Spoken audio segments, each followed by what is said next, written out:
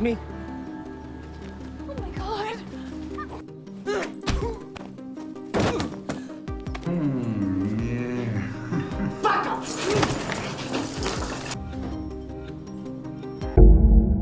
The movie begins in a peaceful neighborhood, where a soldier named Ray Francis returns home after many years. He has been eagerly awaiting this moment to reunite with his girlfriend Kelly and start a new chapter of life with her. At a quiet park, with leaves gently rustling in the breeze, Ray kneels down and proposes to Kelly, asking her to marry him. Overjoyed, the couple celebrates the moment, full of hope and excitement for the future. However, their happiness is quickly interrupted when a group of rowdy young men starts harassing Kelly. Ray immediately steps in to defend her, unwilling to stand by as she is being bothered. In the chaos that follows, a fight breaks out. During the scuffle, one of the young men is accidentally injured with a sharp object and collapses. Within days, Ray finds himself facing serious charges in court, despite the fact that he was only defending Kelly and himself. Although he receives a harsh sentence, his expression of remorse and confession lead to a reduced penalty, granting him early release. Ray's problems, however, are far from over. The young man who died during the altercation was the son of Harvey,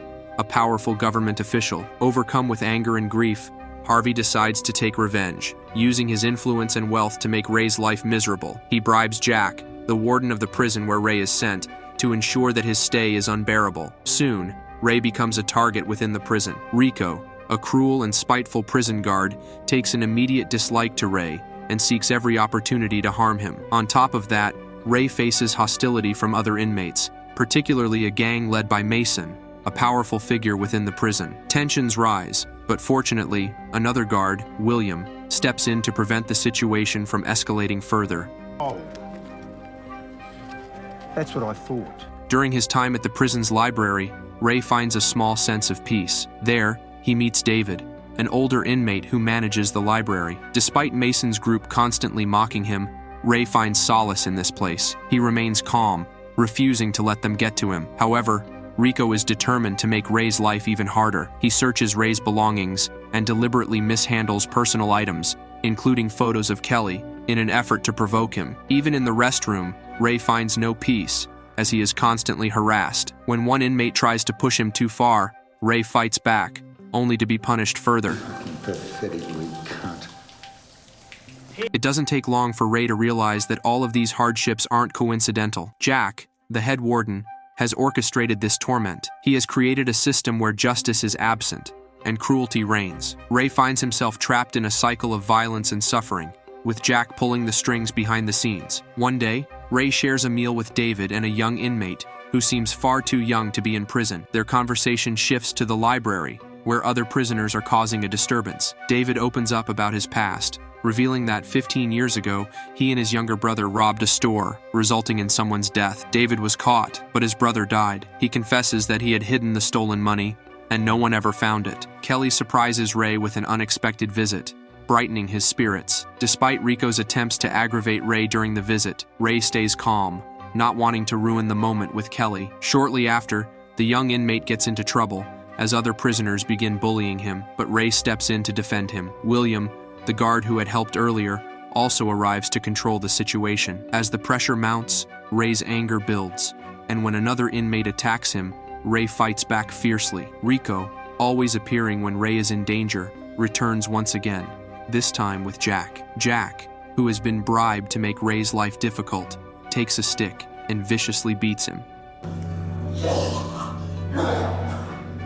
Afterward, Rico and his gang meet in a room, discussing how the senior warden has decided to stay out of their cruel behavior to avoid further complications. Meanwhile, William, who has long suspected that Rico and Jack are mistreating Ray, begins to piece together the extent of their corrupt actions. Meanwhile, the honest senior warden, who had warned his fellow staff not to follow Rico's lead blindly, also decided to distance himself from the situation. Despite this, Rico and Jack continued to scheme. During a room search, Rico and his group found a knife, which they later used to frame a prisoner for a murder. Rico killed the top warden, making it look like the prisoner had committed the crime.